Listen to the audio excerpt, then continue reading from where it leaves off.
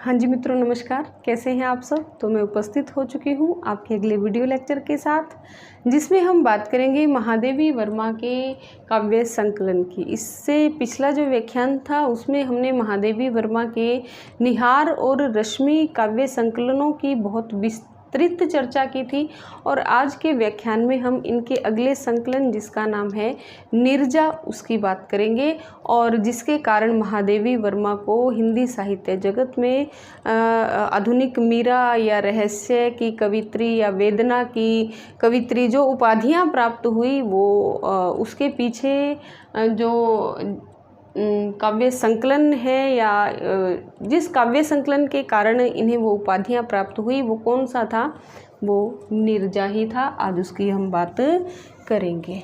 तो इनका तीसरा काव्य संकलन था जिसका नाम था नीरजा, जो कब प्रकाशित हुआ था, 1935 में। इसमें क्या है, इसमें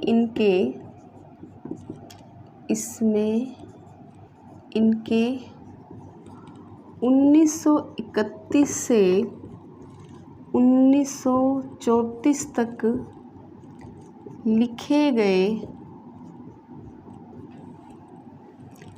58 गीतों का संकलन है। यानी ये गीति काव्य है, गीतों का संकलन है, ठीक है। और इन गीतों की विशेषता क्या है कि इनमें वेदना तथा अनुभूति, इनमें वेदना तथा अनुभूति अधिक है। इनमें वेदना तथा अनुभूति अधिक है। वेदना है, इसी कारण से इसे वेदना की कवित्री इसके कारण कहा गया। और दूसरी इसकी क्या विशेषता है कि इसमें इनकी संपूर्ण जिज्ञासाएं शांत हो गई हैं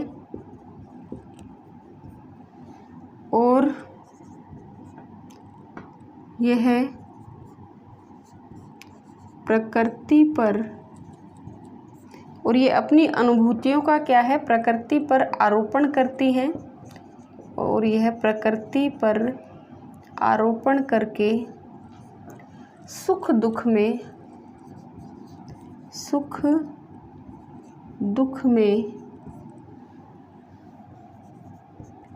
सामंजस्य स्थापित कर लेती हैं, ठीक है। ये प्रकृति पर अपना जो है सुख दुखों का आरोपण करके, अपनी भावनाओं का, अनुभूतियों का आरोपण करके क्या है, सुख दुख में सामंजस्य स्थापित कर लेती हैं। किसमें, नीरजा काव्य संकलन में बहुत महत्वपूर्ण है। इसी के कारण इन्हें वेदना की कवित्री कहा गया था। और अब हम बात कर लेते हैं कि इसमें कौन कौन सी कविताएं संकलित हैं जो परीक्षा की दृष्टि से बहुत महत्वपूर्ण हैं। बहुत महत्वपूर्ण कविता जो आपने बहुत बार सुनी होगी, कौन तुम मेरे हृदय में। कौन तुम मेरे हृदय में। कौन तुम मेरे हृदय में, कौन मेरी कसक में नित मधुरता भरता अलक्षित, कौन तुम मेरे हृदय में, ठीक है। तो यह जो कविता है ये बहुत महत्वपूर्ण है, आपके पाठ्यक्रम में भी हो सकता है सम्मिलित हो। तो कौन तुम मेरे हृदय में पूछा जा सकता है कि कौन से काव्य संकलन में है, तो नीरजा काव्य संकलन में ये संकलित है। दूसरी है धीरे धीरे, धीरे धीरे उत्तर क्षितिज से आ बसंत रजनी। धीरे धीरे उत्तर क्षितिज से आ बसंत रजनी, ठीक है। ये दूसरी है जो परीक्षा की दृष्टि से अधिक महत्वपूर्ण नहीं है। तीसरी बहुत महत्वपूर्ण है, बीन भी हूँ मैं तुम्हारी, बहुत बहुत महत्वपूर्ण है। बीन भी हूँ मैं तुम्हारी, रागिनी भी हूँ। बीन भी हूँ मैं तुम्हारी, रागिनी भी हूँ। अब ये पंक्ति पूछ ली जाए केवल कि किसकी है, बीन भी हूँ मैं तुम्हारी, रागिनी भी हूँ, तो बड़ी आसानी से आप बता देंगे कि महादेवी वर्मा की है। परंतु ये पूछ लिया जाए कि कौन से काव्य संग्रह में संकलित है, तो मुश्किल हो जाएगा आपके लिए। तो ये कौन से काव्य संग्रह में संकलित है, ये नीरजा काव्य संग्रह में संकलित है। बीन भी हूँ मैं तुम्हारी, रागिनी भी हूँ। चौथी भी बहुत महत्वपूर्ण है। मधुर मधुर मेरे दीपक जल, प्रतिक्षण प्रतिपल। मधुर मधुर मेरे दीपक जल, प्रतिक्षण प्रतिपल। तो ये किसकी पंक्तियां हैं, महादेवी वर्मा की। कौन से काव्य संग्रह में संकलित है, नीरजा में। अगली जो पंक्ति है वो भी बहुत महत्वपूर्ण है, ये पूरा संकलन ही महत्वपूर्ण है। आपने सुनी भी हुई होगी कि क्या पूजा क्या अर्चन रे, क्या पूजा क्या अर्चन रे, उस असीम का सुंदर मंदिर, मेरा लघुतम जीवन रे। ये कविता जो है वो मैंने जब मैं छठी कक्षा में थी तब मैंने इनकी पढ़ी थी। क्या पूजा क्या अर्चन रे, उस असीम का सुंदर मंदिर, मेरा लघुतम जीवन रे। किंतु उस समय मुझे ये नहीं पता था कि नीरजा काव्य संग्रह में से संकलित है। तो ठीक है, बहुत महत्वपूर्ण है ये भी परीक्षा की दृष्टि से। अगली देखिए, रूपसी तेरा घन पाश, रूपसी तेरा घन पाश, श्यामल श्यामल कोमल कोमल, श्यामल श्यामल श्यामल श्यामल कोमल कोमल, लहराता सुरभित घन पाश, केश पाश। लहराता रूपसी तेरा घन पाश, श्यामल श्यामल कोमल कोमल, लहराता सुरभित केश पाश। तो जैसे इस तरह की जो भाषा है, वैसे आप किसकी पढ़ने के आदी हैं, सुमित्रा नंदन पंत जो हैं वो इस प्रकार की शब्दावली का प्रयोग करते हैं।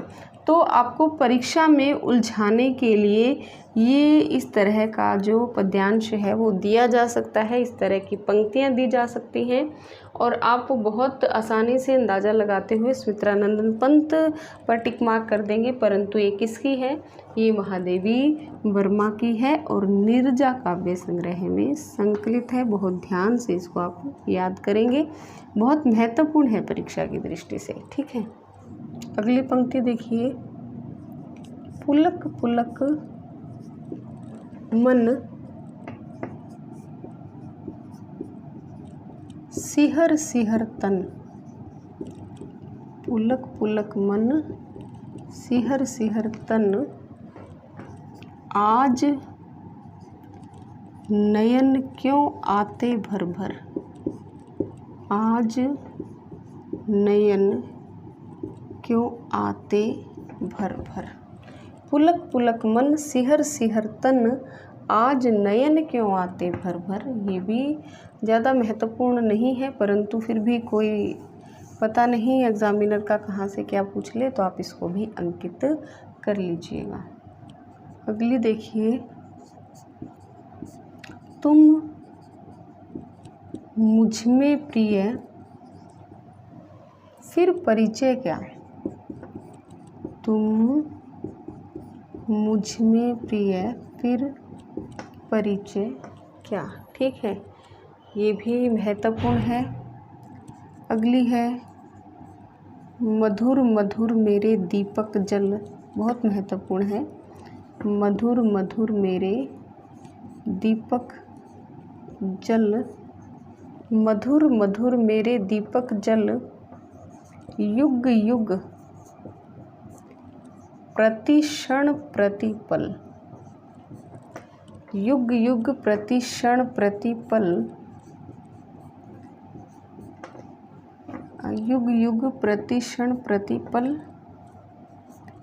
प्रियतम का पथ आलोकित कर, युग युग प्रति क्षण प्रति पल, प्रियतम का पथ आलोकित कर। मधुर मधुर मेरे दीपक जल, युग युग प्रति क्षण प्रति पल, प्रियतम का पथ आलोकित कर। ये भी बहुत महत्वपूर्ण है।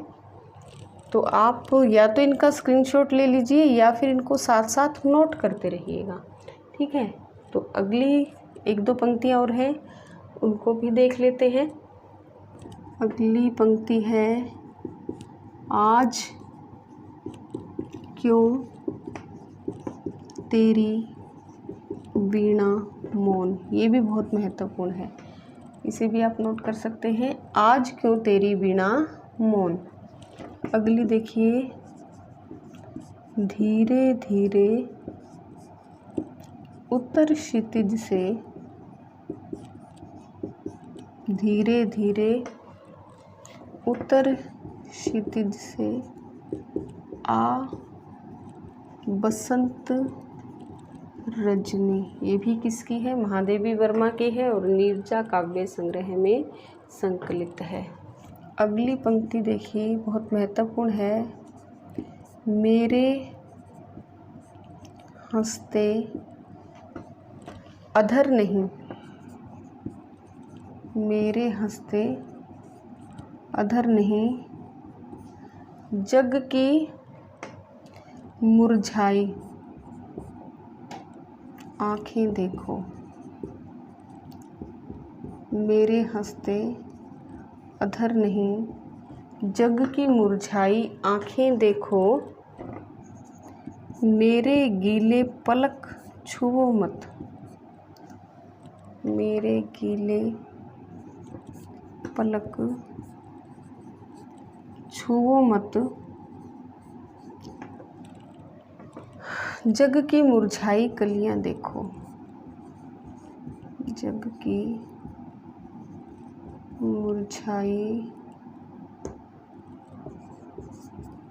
लड़ियां आएगा यहाँ पे, जग की मुरझाई लड़ियां देखो, मेरे गीले पलक छुओ मत, जग की मुरझाई कलियां देखो, जग की मुरझाई कलियां देखो। ठीक है, तो ये थे नीरजा काव्य संकलन के जो महत्वपूर्ण पद हैं या महत्वपूर्ण पंक्तियां हैं। और इस पर क्या मिला था 1936 में, 1936 में नीरजा के लिए इन्हें 500 रुपये का शेक्सपियर पुरस्कार भी मिला था। पूछा जा सकता है कौन सी रचना के लिए इन्हें शेक्सपियर पुरस्कार मिला था और उस शेक्सपियर पुरस्कार की राशि क्या थी, ये भी पूछी जा सकती है। तो कितने रुपए की राशि का मिला था, वो 500 रुपये की राशि का पुरस्कार था। जो किसके लिए मिला था, इन्हें नीरजा के लिए मिला था। मैंने आपको बताया था कि नीरजा के अंदर क्या है, अनुभूति है और भाव है, वेदना है, और इसके अंदर इन्होंने क्या किया है कि प्रकृति पर आरोपण करके सुख और दुख का सामंजस्य स्थापित कर लिया है। तो इसी कारण से क्या है, इनको वेदना की कवित्री भी कहा जाता है। और इस रचना का सबसे अधिक योगदान है इनको रहस्यवादी कवित्री सिद्ध करने में। ठीक है, तो आज के लिए केवल इतना ही। अगला जो मेरा व्याख्यान होगा उसमें हम इनके जो अगले काव्य संकलन हैं उनका भी इसी प्रकार से विस्तृत अध्ययन करेंगे। तो तब तक के लिए धन्यवाद।